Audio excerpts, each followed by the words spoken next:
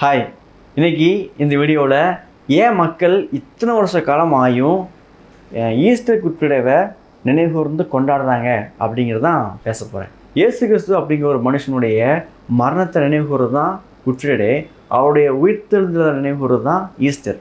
இதை எதுக்கு விசேஷமாக மக்கள் இன்றைக்கு வரைக்கும் கொண்டாடிக்கிட்டு இருக்காங்க அப்படின்னா, இந்த உலகத்தில் வாழ்ந்த இயேசு கிறிஸ்து மனுஷன் மட்டும் கிடையாது, ஒரு கடவுளுடைய மரணம் அப்படிங்கிறதுனால தான் மக்கள் இன்றைக்கு வரைக்கும் அதை மறக்காமல் கொண்டாடிட்டு இருக்காங்க, அதை நினைவு வந்துட்டு இருக்காங்க.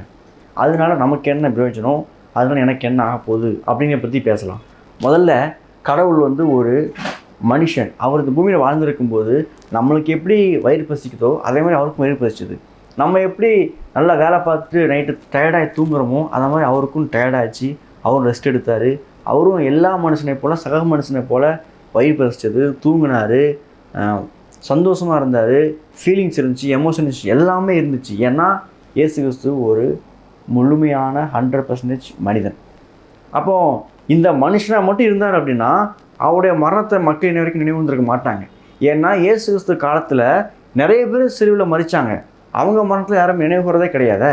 ஆனால் இயேசு கிறிஸ்துடைய மரணத்தை மட்டும் நினைவு கூறுறாங்க அப்படின்னா அவர் மனுஷன் மட்டுமல்ல, அவர் கடவுளாகவும் இருந்தார். எப்படி தெரியுமா சொல்கிறேன்?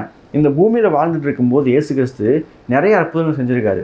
ஒன்று என்னென்னா, அவர் காற்றுக்கும் கடலுக்கும் கட்டளை கொடுத்து அமைதியாக்கினார். பெரிய புயல் காற்றடித்து கடல் பொங்கிக்கிட்டு இருக்குது, ஒரே வார்த்தையில் இறையாதே அமைதியாக இருன்னு சொல்லிட்டு அந்த இயற்கைக்கு கட்டளை கொடுத்தாரு.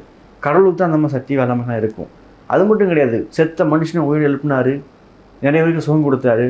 இப்படி பல விதங்களில் கடவுளை நிரூபித்தார். அது மட்டும் கிடையாது, முக்கியமாக ஒன்று, இந்த பூமியில் வாழ்ந்துட்டு இருக்கும்போது ஒரு மனுஷனுடைய பாவத்தை மன்னிக்கிறேன்னு சொன்னார், மன்னிச்சார். எந்த மனுஷனும் பாவத்தை மன்னிக்க முடியாது. ஆனால் இயேசு கிறிஸ்து அவர் கடவுளாக இருக்கிறதுனால அந்த பூமியில் அவன் பாவங்களுக்கு மன்னிக்கப்பட்டது, நீ எழுந்து நட அப்படின்னு சொன்னார். சொன்ன உடனே அங்கே பார்த்தீங்கன்னா பக்கத்துலவும் சொன்னாங்க, இவருடைய பாவத்தை மன்னிக்கலாம், இவர் மனுஷன் தானே அப்படின்னாங்க. ஆனால் அவர் கடவுள், அதனால தான் பாவத்தை மன்னிச்சார். அப்போ இயேசு கிறிஸ்து இந்த பூமியில் மனுஷன் மட்டும் கிடையாது, அவர் கடவுள். அவர் மனுஷனாகவும் கடவுளாகவும் அந்த பூமியில் வாழ்ந்து சிலுவையில் மரித்ததுனால தான் இன்றைக்கு வரைக்கும் மக்கள் அந்த சிலுவை மரணத்தை நினைவு கூர்ந்து கொண்டாடிட்டு இருக்காங்க. இதனால் எனக்கு என்ன பிரயோஜனம் அப்படின்னா, சிலுவையில் எதுக்காக மரித்தார்னா உங்களுக்காகவும் எனக்காகவும் தான் மரித்தார். ஏன் சிலுவையில் மரிக்கணும்?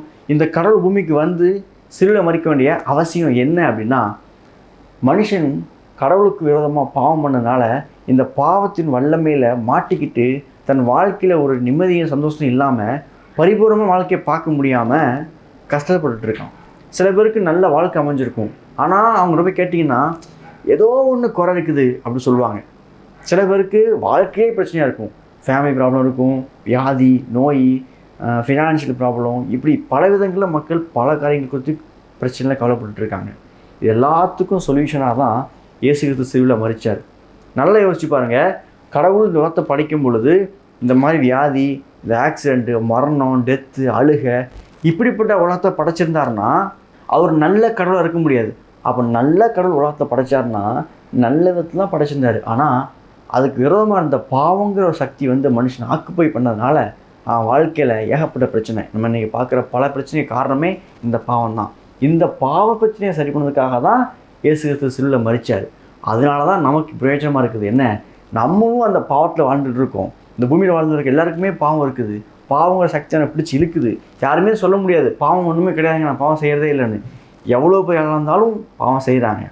பாவத்தினுடைய பிடியில், வியாதியில், பிரச்சனையில், ஒரு டிப்ரெஷனில், ஏதோ ஒரு வகையில் பாவத்தினால கஷ்டப்படுறாங்க. அது எல்லாத்துக்கும் சரி பண்ணதுக்காக இயேசு கிறிஸ்து சிலுவையில் மரித்தார். மரித்ததன் மூலமாக கடவுளுக்கு கூட மனுஷனுக்கும் ஒரு உறவு ஏற்பட்டுச்சு. அந்த உறவு நம்மளுக்கு ஒரு பரிபூர்ண வாழ்க்கையை கொடுக்குது. ஏன்னா இயேசு கிறிஸ்து பூமியில் வாழும்போது சொன்னார், நான் அவைகளுக்கு ஜீவன் உண்டாயிருக்கவும் அந்த ஜீவன் பரிபூர்ணப்படவும் வந்தேன். ஜீவன்னா லைஃப். செத்து போன ஒருத்தனுக்கு வாழ்க்கையில் தன்னுடைய எதிர்காலத்தில் செத்து போய் நம்பிக்கை இல்லாமல் இருக்கிறவனுக்கு ஜீவன், அவனுக்கு ஒரு லைஃப் கொடுக்கும். அந்த லைஃப் மட்டும் கிடையாது, அந்த லைஃப் பரிபூர்ணமான வாழ்க்கை. தன்னுடைய வாழ்க்கையினுடைய எல்லா அம்சத்துலேயும் நிறைவே கொடுக்க தான் இயேசு கிறிஸ்து சிலுவையில் மரித்தார். இந்த உலக வாழ்க்கையில் மட்டும் கிடையாது, இதுக்கப்புறம் 2ஆம் உலகமாகிய புதிய வானம் புதிய பூமியிலையும் அவனுக்கு ஒரு பரிபூர்ண வாழ்க்கை கொடுக்கறதுக்கும் சிலுவையில் மரித்தார். அப்படிப்பட்ட மரணமாக இருக்கிறதுனால தான் இன்றைக்கி வரைக்கும் மக்கள் இயேசு கிறிஸ்து சிலுவையில் மரித்ததையும் அவர் உயிர்த்தெழுந்ததையும் நினைவு கூர்ந்து கொண்டாடிக்கிட்டு இருக்காங்க. இன்றைக்கி நீங்களும் அதை நினைவு கூர்ந்து அவருடைய மரணத்தையும் உயிர்த்தெழுதலையும் கொண்டாடினீங்க, நம்புனீங்க, விசுவாசிங்கன்னா நீங்கள் விரும்புகிற உங்கள் மனசு ஏங்குகிற அந்த பரிபூர்ணமான வாழ்க்கையை கடவுள் கொடுக்கறதுக்கு ஆயத்தமாக இருக்காது. படிப்படியாக கொடுப்பார். ஏன்னா அவர் கொடுக்கறதுக்காக தான் உலகத்துக்கு வந்தார், வாழ்ந்தார், மரித்தார், 3ஆம் நாளில் வீட்டில் வந்தார். அது மட்டும் கிடையாது, இது ஏற்கனவே தெரிஞ்சவங்களுக்கு சொல்கிறேன். ஒருவேளை நீங்கள் ஏற்கனவே நம்பியிருந்தீங்கன்னா, இயேசு கிறிஸ்துவே சிலுவையில் கொடுத்த கடவுள் மற்ற எல்லாவற்றையும் நமக்கு அருளாது இருப்பது எப்படி அப்படின்னு ரோமர் 8 சொல்லுது. அப்போ அவரே நமக்கு கடவுள் கொடுத்தார் அப்படின்னா மற்ற எல்லாவற்றையும் நமக்கு நிச்சயமாக கொடுப்பாருங்க நம்பிக்கையோட இன்றைக்கி அந்த ஈஸ்டர் குட் ஃப்ரைடே கொண்டாடுங்க. கடவுள் உங்களை இந்த வீடியோ மூலமாக அழைத்ததால் பேசியிருக்கிறார். இன்றைக்கி நீங்கள் தூரம் போயிருந்தாலும் இந்த நிமிஷம் கண்ணை மூடி இயேசுவை நான் நம்ம நம்புகிறேன், விசுவாசிக்கிறேன், நீர் கொடுக்குற அந்த பரிபூர்ணமான வாழ்க்கை எனக்கு கொடுங்கன்னு சொல்லுங்கள். இன்றைக்கே இப்பொழுதே கொடுப்பார். God bless you. Bye.